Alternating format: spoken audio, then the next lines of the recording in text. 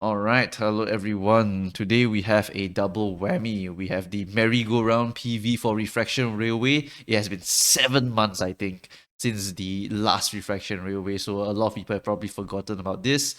For those who are very new to the game, Refraction Railway is basically a endgame content where you go and fight a bunch of enemies, and they'll be introducing a few abnormality boss fights, and you need to understand how the boss works. You need to understand what coins to clash and what are the patterns. And then there's a lot of speedrun strats that you can go and attempt.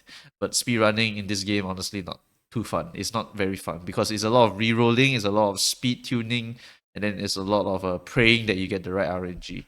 So generally, I don't recommend anyone do speedrunning if you just want to enjoy the game. And Refraction Railway, in the end, it only cares about you full clearing, because if you are able to full clear, even if you take 999 turns to full clear, you will still get all of the relevant rewards. If you clear below a certain amount of turns, you can get a banner, and banner is just cosmetic, so it's really up to you. For me, I just collect the banner, I get a sub 100 turn or sub 150 turn, and I'm already pretty happy, right?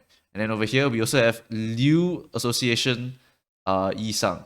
So the Liu 3-star Yisang is actually quite crazy because currently, if you include LCE Faust, we have 3 Liu IDs: Ishmael, Rodion, and Yisang.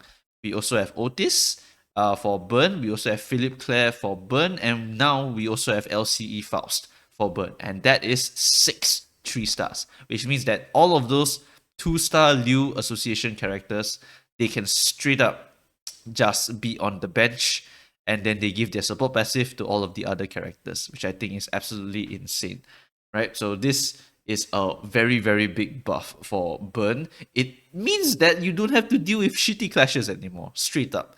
Like, you can just use all of these Burn characters who have average or above average clashing power, and they all scale off of Burn, and they do crazy shit. Unfortunately, 3 of the Burn ID slash egos are from Walpurgis, so Burn is a pretty hard status to get into, just because you need Magic Bullet, and Philip Clare in the same team. So you do need to go and collect 3 of them. But Liu Yisang is a much appreciated addition, because now we can get 6 3-star characters.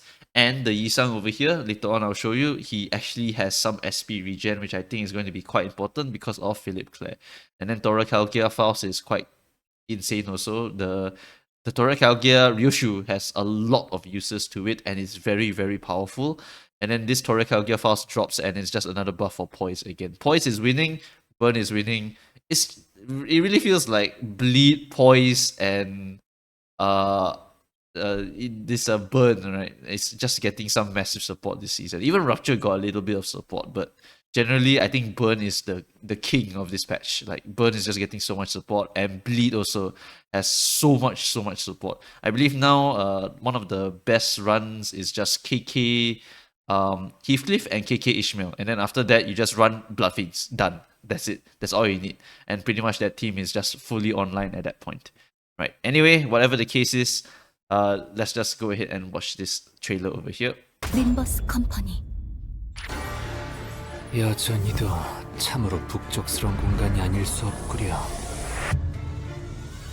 What I like here is that Yisang is just chilling and he's drinking his tea, right? And then Rodion is in the background with Liu Ishmael, and they are just worrying about food. I think Ishmael likes xiaolongbao, right? And then for Rodion, she just eats, I can't remember, I think it's just bao. Yeah, for Rodion, she likes soup dumplings. Yeah. 동료들은 어찌 나를 Right, so we got 1, 2 on skill 1, we got 1, 2, 3 on skill 2, and we also have 1, 2, 3, 4 on your skill 3. The fact that we have a 4 coin skill 3 here does give me some crazy excitement. Although there's no 3-1 because they didn't show an additional skill, he more than makes up for it because he heals SP, and it looks like SP on kill. Yeah? So when that person died to Burn, Ryoshu got some SP, and the rest of the Liu Association also got the SP. So it looks like when something dies, you give a certain character SP, and then the rest of the Liu Association gets additional SP. So I think that is very, very cool. In addition, the art is also amazing. Yisang looks like an absolute Chad here, looking straight upwards like that. It's really, really very nice. I feel like the art just keeps getting better and better. It's really very nice. Oh yeah, I forgot to mention, this character actually is the first Liu association that uses a straight up weapon, a sword. Everyone else uses their hands. So this is actually quite unique to Yisang. Yisang, the very, very special boy. 뒤이어 따라올 동료들의 전투 또한 수월할 테지. And next we have Tora Calgia Faust. The 처음으로 beast form 쏟아내었던 here 순간을 기억하나요? is going to be a triple AoE attack. 지금은요. And besides that, no clue what it's going to do. I'm guessing it's going to be something related to poise because of the fact that Tora Calgia Ryoshu is also a nebulizer buff and just straight up gives poise and poise count to your other teammates. So I'm guessing Faust may be something along those lines. If they actually give Faust smoke, that would be actually ridiculous. So yeah, I don't know what they plan to do here. I'm guessing it's going to be Pride Ego, triple AoE no matter what, even if corroded, and then it will be able to just buff the team with a bunch of poise. Something like that lah. For Tora Calgia Faust. Yisang, I feel he has immense potential because SP Gen for Philip Clare, potentially. We don't know if it's actually going to be Liu only or maybe it gives the whole team SP.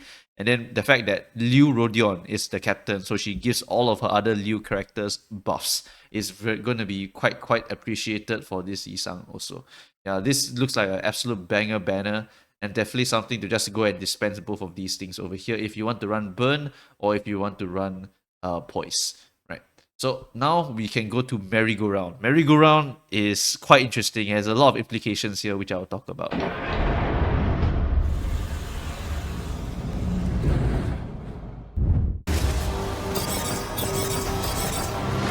Implication number one. We have two separate paths linking into one.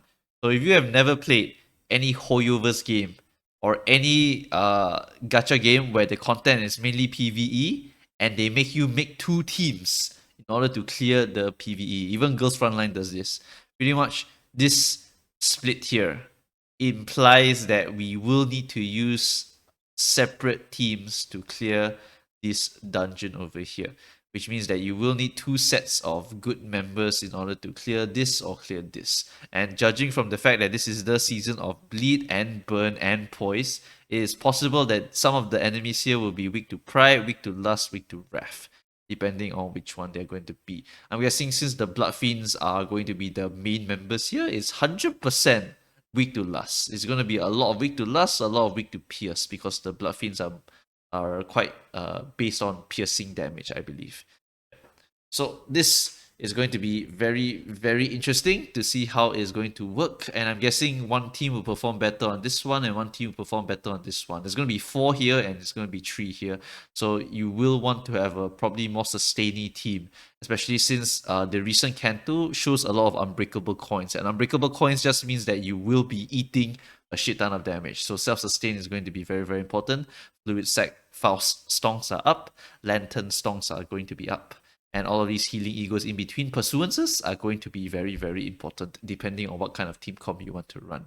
So yeah, we'll just go ahead and take a look at later on what these enemies are going to be. You should probably already know most of these characters, honestly.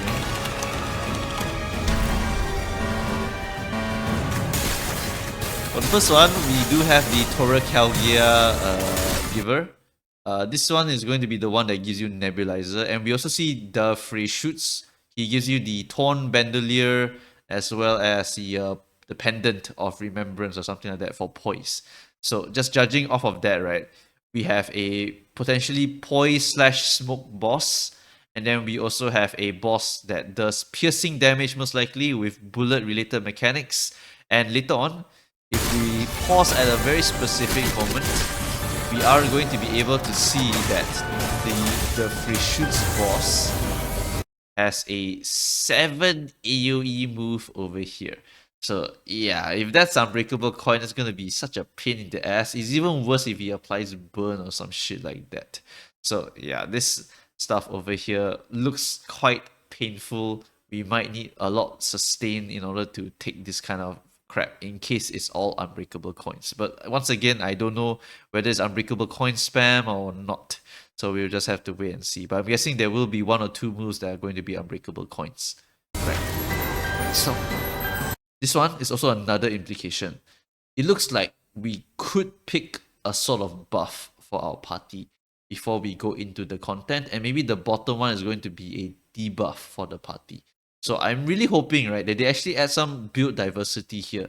So what the previous Refraction Railways do is that generally there's going to be some crazy speedrun strats. And then there's a lot of people who just clear using Unga Bunga characters. Some people just clear using statuses because some boss fights are a lot easier if you are able to use statuses. And the fact that you can swap characters in between rest stations also helps to encourage a lot of team building. So I'm hoping that if they add some sort of buff here to specific teams, it also encourages building different teams, or it buffs the top route or buffs the bottom route, something like that. It could be very, very interesting depending on how they implement this. And this part here is I'm actually quite excited, even though I can't read a damn thing of whatever the buffs or debuffs are supposed to be. Yeah, this thing here looks quite interesting, and I hope it is interesting. Right. And the last one, it desires neither to slay nor to harm. The creature it yearns for nothing but blood.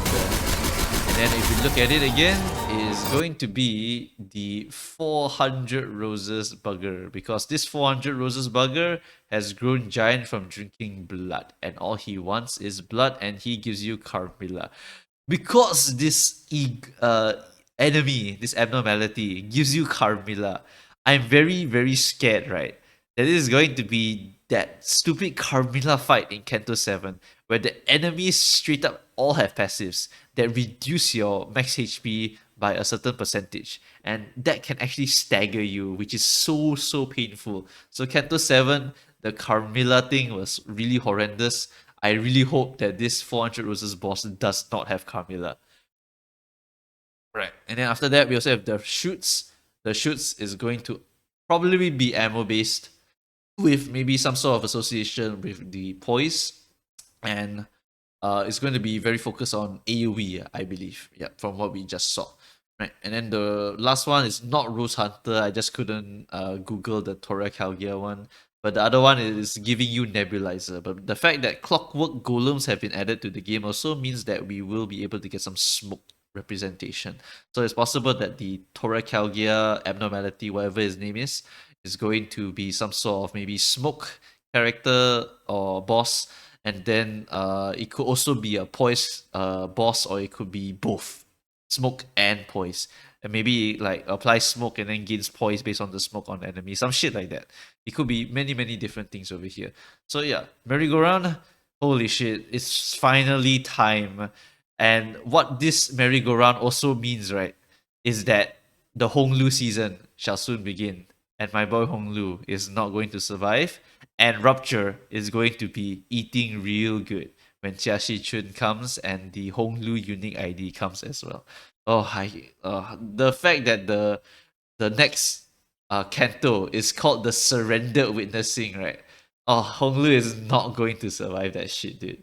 He's going to surrender and is going to witness some horrendous falling apart of the family. Because Red Chamber is all about the fall of the Hong family. It's just going to absolutely die, right? So yeah, that's going to be quite an interesting retelling of the story. I really can't wait to go and see what they are cooking for that one. I imagine it's going to be even more peak than the current Kanto. It only gets peaker. We went from what Ning Claire fighting a giant chroma abnormality to the Isang shit, the Ishmael shit, the Heathcliff shit. Oh my god, Heathcliff was absolutely depressing. Holy shit, dude, it's actually crazy. Right. Anyway, whatever the case is, that's all I have to say for all of this. The merry-go-round looks absolutely exciting. Hopefully, they add some team variety with the buff system. And then Liu Yisang and Torakel Gear Faust going to be appropriate for their poise and their Liu association, whatnot. Like, Liu Yisang is basically guaranteed to be in the party. He's a 3-star who benefits from Liu Rodion. It's just basically guaranteed at this point. Right. So if I missed anything, feel free to let me know. And besides that, leave your comments down below if I missed out anything. Yeah, that's pretty much it. Alright, thanks guys for watching, and I shall see you guys next time. Bye bye.